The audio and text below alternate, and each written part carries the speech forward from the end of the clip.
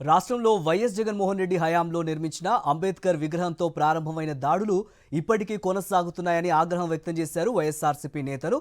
శాంతి భద్రతలు పూర్తిగా క్షీణించాయని ఆవేదన వ్యక్తం చేశారు. సమస్యలపై ఫిర్యాదు చేసేందుకు వెళ్తే పార్టీ కులం పేర్లు అడిగే పరిస్థితి వచ్చిందని మండిపడ్డారు వైఎస్ఆర్సీపీ నేతలు. రాష్ట్రంలో దళితులపై జరుగుతున్న దాడుల గురించి జాతీయ ఎస్సీ కమిషన్ చైర్మన్ కిషోర్ మక్వానాకు ఫిర్యాదు చేశారు వైఎస్ఆర్సీపీ నేతలు. దళితులపై వివక్ష, రాజ్యాంగ హక్కుల ఉల్లంఘనలపై వినతి పత్రాలు అందజేశారు.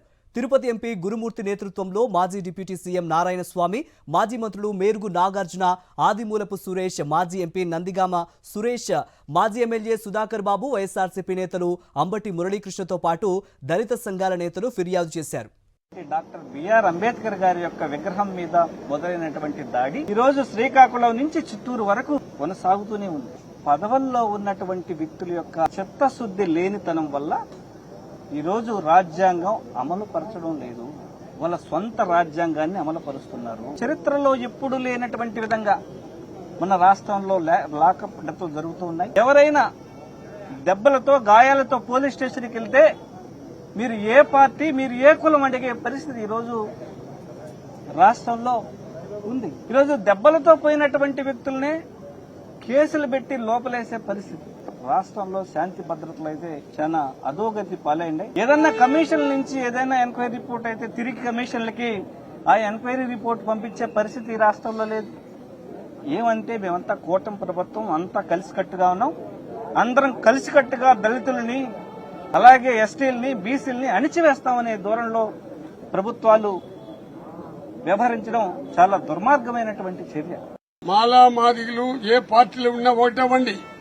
అంబేద్కర్ ఇచ్చినటువంటి మనకు ఈ రిజర్వేషన్, అంబేద్కర్ విగ్రహాన్ని ఆ విధంగా చేస్తా ఉంటే తెలుగుదేశానికి సంబంధించిన ఇంకొకటి సంబంధించిన దాని గురించి మాట్లాడలేదంటే నిజంగా నేను తల వంచి బాధపడుతున్నాను. కారణం ఏమంటే, అయ్యా మీరు ఎక్కడైనా ఉండండి, మనకిచ్చిన భిక్షం అంబేద్కర్ గారు దాన్ని ఏ విధంగా తీసుకుని వచ్చారు, ఎక్కడెక్కడ ఏం జరిగింది.